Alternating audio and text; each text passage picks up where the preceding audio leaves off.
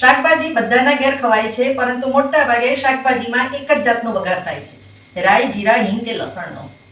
પરંતુ અને એને લીધે આપણને દરેક શાક ભાવતા નથી, કારણ કે દરેક શાકનો સ્વાદ અલગ અલગ હોય છે. જે કોબીજનો કુદરતી સ્વાદ હોય એનાથી વિરુદ્ધ રીંગણનો શાકનો સ્વાદ હોય છે, અને રીંગણનો જે સ્વાદ હોય એનાથી વિરુદ્ધ દૂધીનો હોય છે. એટલે દરેક શાકનો સ્વાદ જે પોતાનો છે એને માટે થઈને એના વઘાર પણ અલગ અલગ છે. આપણે મોટા ભાગે રાઈ, જીરા કે લસણમાં વઘારી દઈએ છીએ શાક, અને એને લીધે આપણને દરેક શાકભાજી ભાવતા નથી. આજે મારી રસોઈની ટિપ્સ, આ ભાગ 1 અને ભાગ 2 બંનેમાં તમને શાકભાજીના જુદા જુદા વઘાર છે, અને એના સ્વાદને ધ્યાનમાં રાખીને જુદા જુદા વઘાર નક્કી થયેલા છે. આપણે આજે આ જાણી લઈશું તો લગભગ દરેકના ઘરમાં દરેક શાકભાજી બનશે.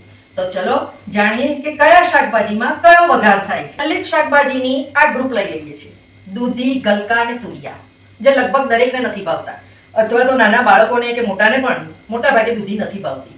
તો દૂધી, ગલકા અને તુરિયા, આ 3 શાક એવા છે કે એનો પોતાનો જે સ્વાદ છે એ પ્રમાણે આપણે એનો વઘાર કરવાનો છે. તો લગભગ બધાના ઘરમાં રાઈ, જીરાનો વઘાર થાય છે. આપણે અહીંયા જીરાનો નહીં પણ રાઈ અને વરિયાળી અને મીઠા લીમડાનો વઘાર કરવાનો છે.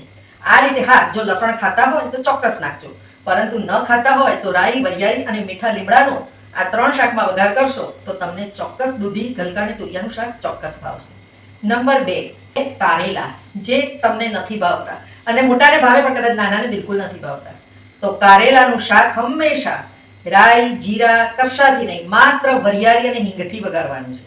કારેલા હંમેશા વરિયાળી અને હિંગથી વઘારશો તો એ શાક તમને ભાવશે, કારણ કે કારેલાનો સ્વાદ કડવો હોય છે, અને આપણે એને નીચોઈ લીધા પછી પણ એની કડવાશ ચોક્કસ લાગે છે. માટે એનું શાક હિંગ અને વરિયાળીથી વઘારવાનું છે.